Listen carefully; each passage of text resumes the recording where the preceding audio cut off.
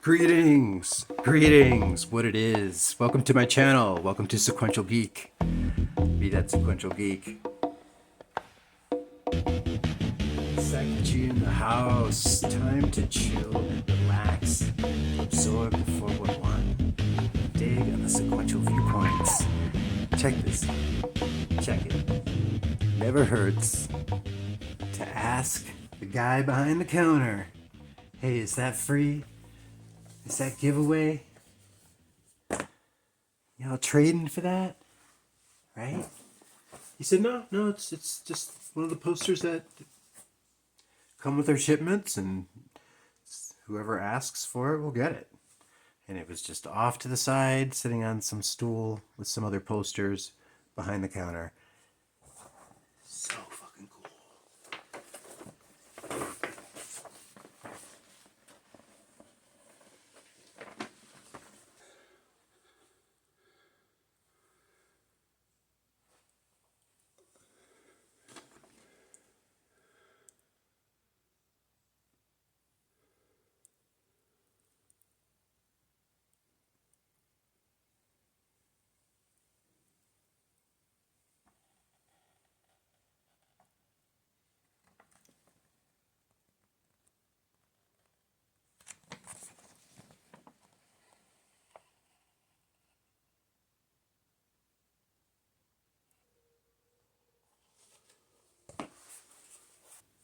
Batman Gargoyle of Gotham.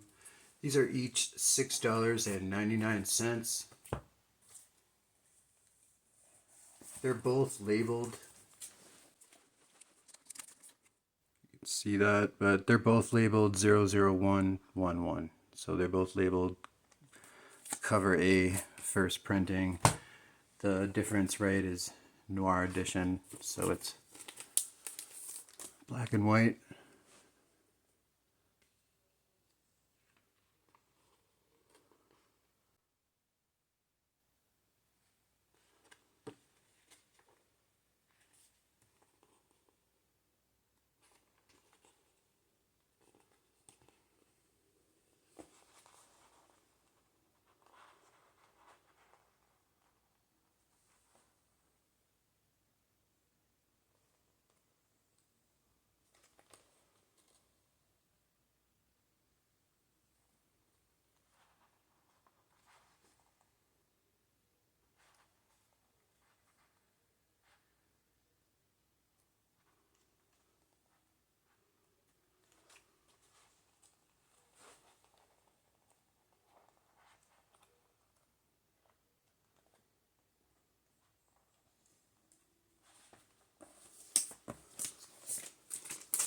So this just came out September 13th. 4-part bi-monthly series, 4 issues. It's debuting worldwide on Saturday, September 16th. That's right, Batman Day. When I say worldwide, from what I've read, we're talking North America, Brazil, Spain, Italy, and Germany. Brought to you by Rafael Grampá, writer and artist.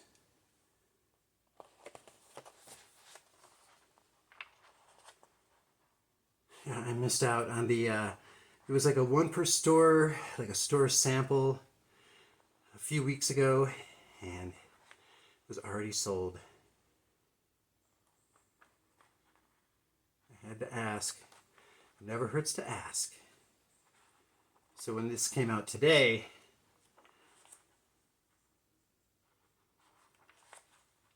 had to get it. It's compelled to fulfill my destiny. So there were other variants. I think the Jim Lee was 1 in 25. Kind of a retelling of Batman's origin. I think he's going to add on to the Rogues Gallery by the end of this 4-issue series. Definitely my favorite cover right here. $6.99. Cover price for each. So thank you for hitting up Comic Book Haul 69, part 35. Batman and Robin, #1. don't really cover much DC material. I just like it because I'm a sucker for a hot Playboy cover. I know, this is called the White Rabbit. DC Villain. Just thought it was a hot cover. There is a foil variant of this art germ cover. It's the cover H is in hot. This is the cover C. The Stanley Art Germ Lau variant. Nice work, Stanley. X-Men Classic. So these X-Men reprints of the new X-Men team, you know, as of X-Men 94, when Chris Claremont took over writing the new X-Men team, Colossus, Nightcrawler, you know, Wolverine was part of the team, Storm. So they're reprinting these stories outside of maybe like 3 issues and classic X-Men. And then as of issue 46, they named it X-Men Classic. It's still continuing with the reprints, about 10 years apart. This is a reprint. X-Men number 164 out of 1981 originally. And this particular issue, issue number 68, it is from 92. Really cool Mike Mignola cover depicting the first appearance of Binary, right? So Carol Danvers, I think as of Avengers issue 200, she went missing. There was this huge drama going on, some time loop with her having a kid with this guy who ends up being her kid, I think. I don't know, some weird multi-dimensional loop she was part of. Carol Danvers, Miss Marvel, right, becomes Captain Marvel. So by Avengers 200, they write her out of the picture. She ends up in like limbo or something. Well, she's back. She's depowered. She has no powers until this issue. X-Men 164, written by Chris Claremont, art by David Cockrum. So they're out in space and they're encountering the Brood. You know, they plant eggs inside you and it takes over your body. The following issue, right, so this is the last David Cockrum issue because issue 165 is when Paul Smith takes over, one of my favorite X-Men artists, gotta say. I like John Byrne, but Paul Smith, it was cool. Nothing wrong with David Cockrum either. So what happens is you know, Carol Danvers, when she was Miss Marvel, there was this Kree human DNA genetic configuration mix-up, right? That's how she became who she was. And the Brood mess with this Kree human genetic configuration. So they experiment on her and she becomes Binary. Pretty sweet. Very cool. Carol Danvers has returned as this powered up cosmic being that was enhanced by this Brood alien technology.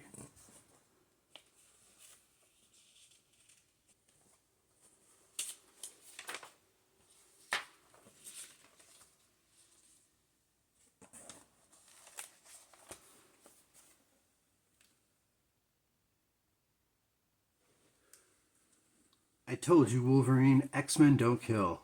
Want to bet? Back in the day when Wolverine had edge. Cockrum knew how to draw Storm, though, gotta say.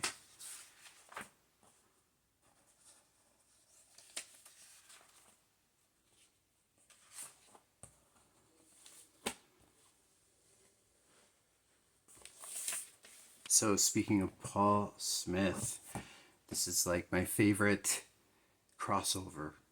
It's just 2 issues long. Definitely my favorite crossover.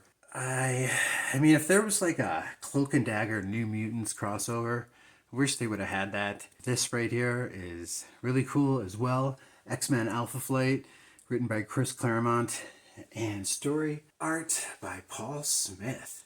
I believe that's Bob Whitesec inks. Even though this was a self-contained story, there were some historical aspects to this. I did a review on this. Please check out the link in the description. It's a review I did 3 years ago that is just really fun. I was finishing off the summer and just a great day I was having when I reviewed just this first issue. I'll leave a link below. Loki makes a deal with these people called those who sit above in shadow. So those who sit above in shadow, they feed off the energy that's given from Ragnarok. And they want Ragnarok to happen. They perpetuate it. They want it to happen. If I understand correctly, That's why Odin lost an eye, was so he can gain knowledge to outsmart these people, these uber gods, those who sit above in shadow. I believe that is one of the reasoning behind sending Thor to Earth, was to throw off those who sit above in shadows predictions, their analytics, because they have everything figured out, every cycle of this Ragnarok universe.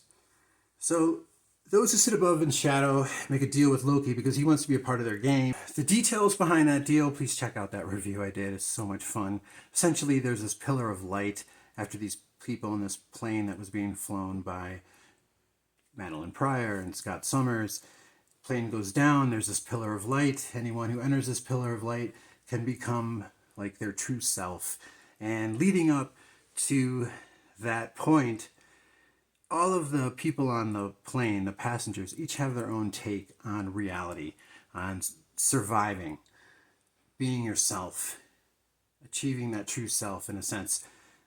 So this pillar of light then occurs, and it goes from there. But Madeline Pryor, she's taller. Of course, everyone that goes in this pillar of light, they're all hotter and they're all taller and super fit, and they know everything that they think that they're supposed to know. So Madeline Pryor can heal. That's her ability. She can not only have Scott Summers control his optic blast, but she eventually cures Rogue for a moment during the story. She also finds out that she's pregnant with a boy. So you've got Rachel Summers, who's in this story as well, and Rachel Summers meeting her parents also for the first time in this story. It's the Alpha Flight. So she's meeting her parents for the first time in this story. She's from like another timeline, she's realizing, because her parents are not having a girl, they're having a boy.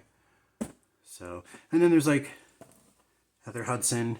She's alluding backstories of how Logan knew James McDonald Hudson, how he was a part of Alpha Flight. So, nice shape.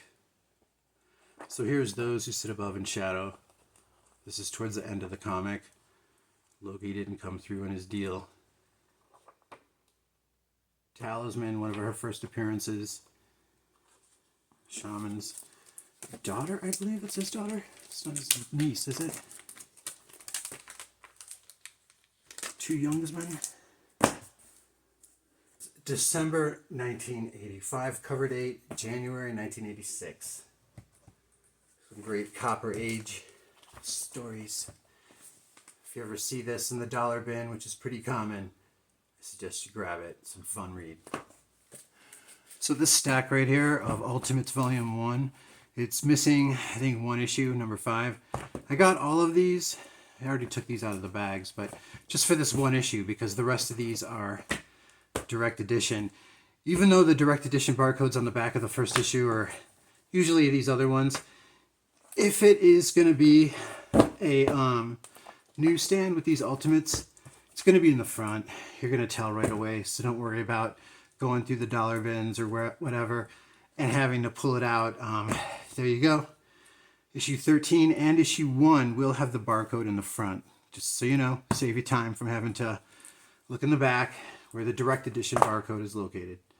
So this is cinematic. This was a big deal. I'm trying to get doubles and newsstand of Ultimates Volume 1 and 2 because that's like the landmark run of Mark Millar and Brian Hitch. Another video that I'm putting a link in the description. This is one I made about a year ago about NuMarvel Comics. It's an unofficial name for this like unofficial era. It's NuMarvel, all one word.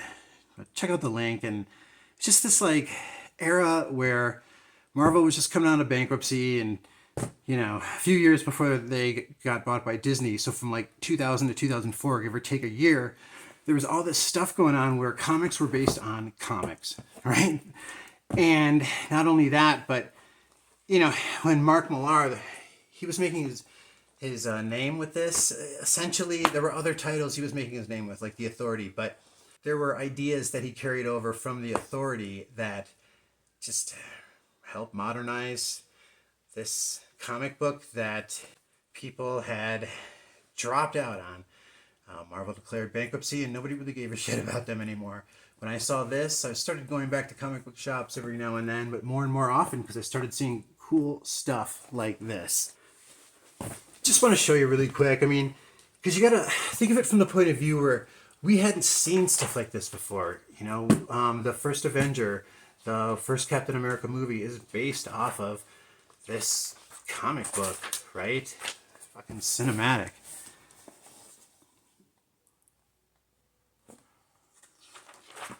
The realistic depiction of Steve Rogers as a hero during World War II. Didn't really get much of that during my reading during the 80s. And this is one of the books that brought me back into reading comics. I say NuMarvel for non-Marvel titles because there was just a lot of synergy that was going on with like indie or more fringe writers and artists that were given a chance to work with Marvel beyond just the general brand identity stuff that was really limiting for them. I gotta recommend, before I close this chapter here, the in between these comics that were influencing the movies, you had some animation films go on. Animation films like The Ultimate Avengers, and they made two. Ultimate Avengers 2 is really the one to get. There's a 2-disc set. The one that takes place in Wakanda. In that 2-disc set, the interview with Brian Hitch and Mark Millar is off the hook. It's just very revealing. They articulate modernizing these decades-old brands that people had begun to dismiss post-Marvel bankruptcy. As you can see, you know, this looks like some type of toy. Like a combination of your Marvel universe with anime, manga. I'm not a fan of either of those. I'm not against them. I've really been humbled, I gotta say, from all the channels, too, that I've discovered online. XXXV, for example, just made this video recently. This is September 13th, so just the other day, 2023, he made this video about black creators in the 1990s. It blew me away. Things, eras, types of artists I thought I had a hold on, I realized I didn't. Just recently, Paulo Costa. Shout out to Paulo Costa over on the other side of the pond, over in Portugal. Check him out. He's over at Cavern of Chaos, which I think is Jared Osborne is hosting that like brain trust, that melding of the minds, people hashing it out about comics. Just some mind-opening stuff, really taking me out of my comfort zone with some of these comics. It has really taken me beyond my expectations with what I thought I knew and types of comics that I thought were out there. Just small press scene in the United States alone. But issue number 2, you know, when this came out, another thing I wanted to know, just keep remembering, like, we haven't seen this before. That expression, this is new to us. We haven't seen this before. The take on Iron Man's armor. The presence of S.H.I.E.L.D. growing, becoming a more centralized source, I wasn't crazy about, but the way that they handled it, portrayed it in Ultimates was really cool. Nick Fury right there. First time using his likeness without his permission. Ultimates issue number 2. There is an Ultimate Marvel team up, but that does not use his likeness. First time using his likeness. Cool is that? In the interview on that 2-disc set for the Ultimate Avengers 2, that second animated film, the Mark Millar, Brian Hitch interview, they were saying how they wanted to incorporate like more modern materials that you would see with sportswear or military gear.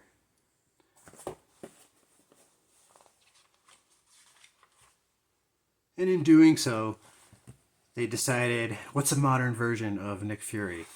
Right, who would be cool? Cooler than cool. Samuel L. Jackson. Nick Fury. So yeah, this was the direction that I wish comics went in the late 80s, instead of nursing the whole first issue and everybody's a mutant, or the whole, you know, spec bubble. but not that I would expect everything to be this detailed, but just the whole modernizing concept, kind of still adhering to the brand, but expanding that box, that real estate of what you can do with a character, modernizing it. Amazing. So, and then also the whole Hank Pym. I like not only carrying over the whole psychosis, his neurotic behavior that became more of a sociopathic behavior. And I liked how that's rooted in the whole Pym particles. Like, the guy's not an asshole. Turns out, you know, you use these Pym particles often enough, it's going to mess with your mind. So, Steve Rogers waking up for the first time, thinking this is some Nazi trick. So all this stuff, you know, influenced the movies. You know, Mark Millar said in that interview he wanted to write this as if it was this movie with a $500 million budget. Right? Another scene that was taken over into the movies, Steve Rogers meeting Bucky Barnes, right, as a retiree this time, 70 years later. And the way Volume 2 concludes, very touching ending, full circle. Once again, Ultimates Volume 1 and 2, they're both 13 issues. Check it out. You'll see how these comics influence the movies. One of the last times comics were based on comics. I tell ya, good stuff. And got a few indie books in the dollar bin. Free Comic Book Day. So you've got the first appearance of Chakra right here out of 2013. Chakra the Invincible. That's the same year that his movie came out. And the cool thing about this is, once again, I got another video reference of mine, by the way. I'll put that down in the details. I did this video about Peter Chernin. He used to work for Rupert Murdoch, and he created this fund, his own company, the Chernin Group, and they now have an Asian branch. And around the time when this came out, just before, he had invested in Graphic India. Okay, so Graphic India was originally started by Deepak Chopra, and then it was taken over by his son, Gotham Chopra, who became a co-owner of Liquid Comics, if I can remember correctly. So Liquid Comics, right, they now, with their money from Peter Chernin, have their subsidiary, Graphic India. And so they took those original comics that were created when Richard Branson and Deepak Chopra had teamed up to create Virgin Comics. And they had a bunch of superheroes that were based out of India.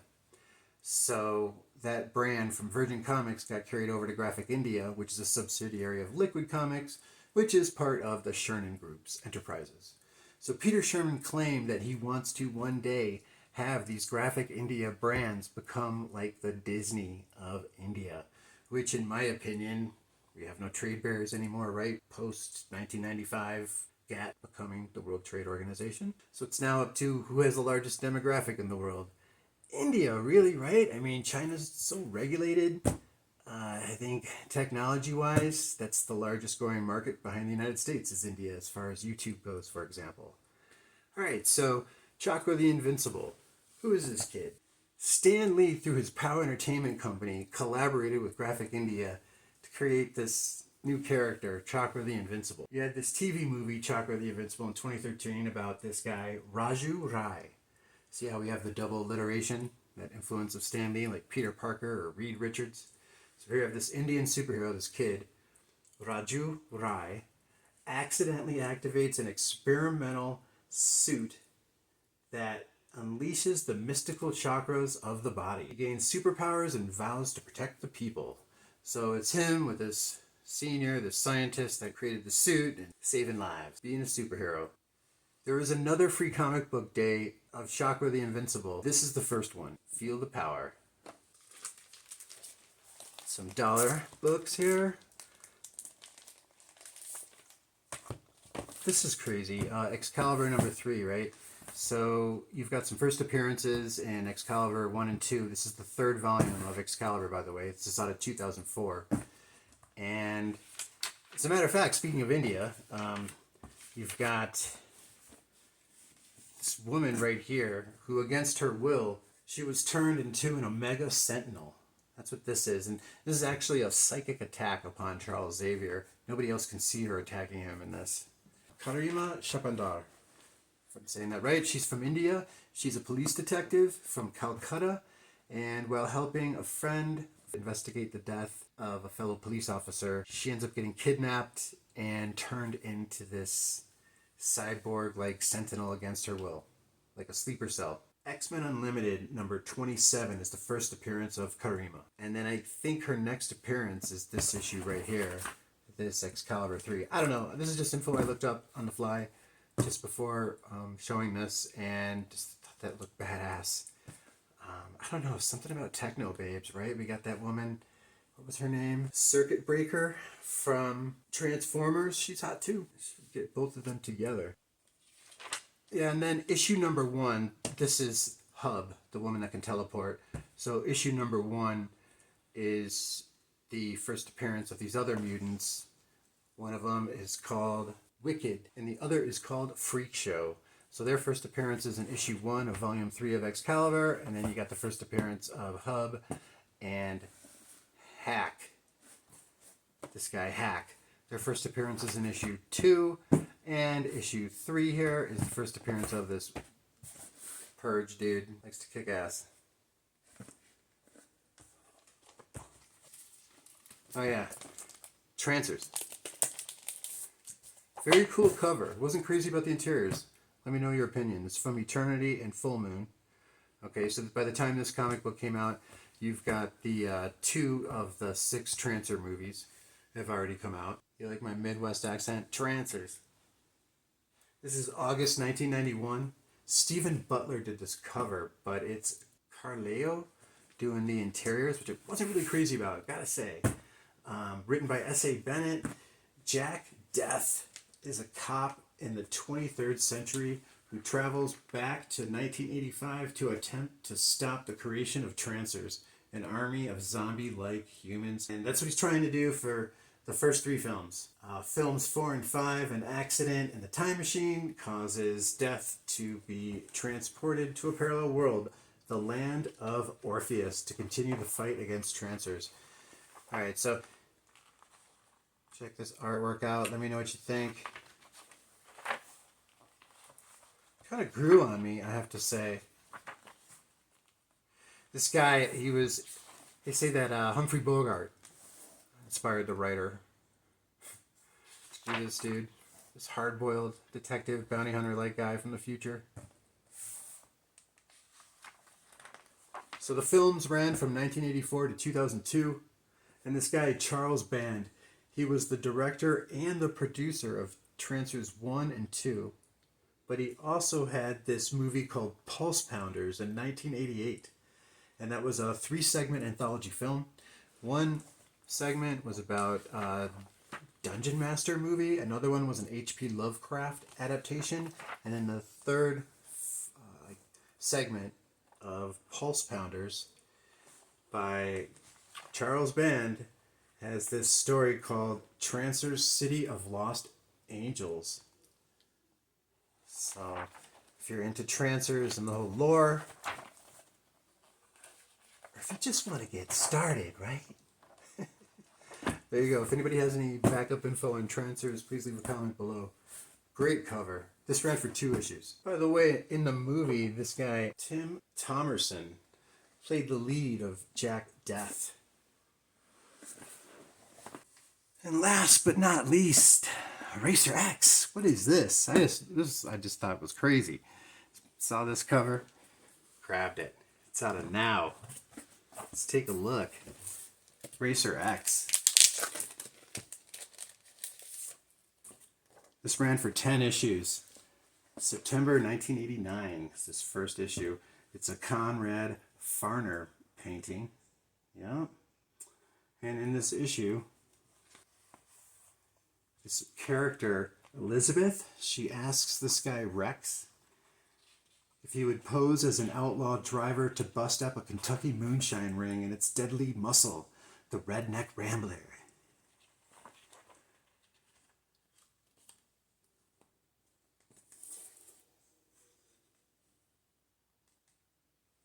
Chuck Dixon wrote all 10 issues.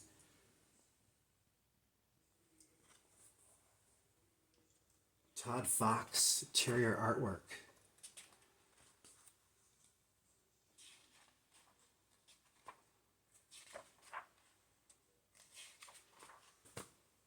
Speed Racer, also from now. Oh, I got some car action.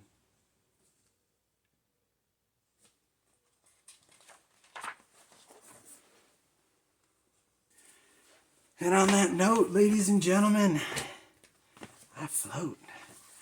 Chilling on a C note. I am so psyched. Never hurts to ask, people. Never hurts to ask the person behind the counter, what's up? Thanks a lot for watching. Stay safe. Much appreciate y'all stopping by. Thanks for giving me a chance. Any of you subscribers out there are still interested in my contest? It's going on until September 28th. Check out the Deal 1 link as well in the details. Much love. Stay safe. Thanks for swinging by. Till next time. Peace. Been hustling all day, this away, that away, through canals and alleyways, just to say, money trees is the perfect place for shade.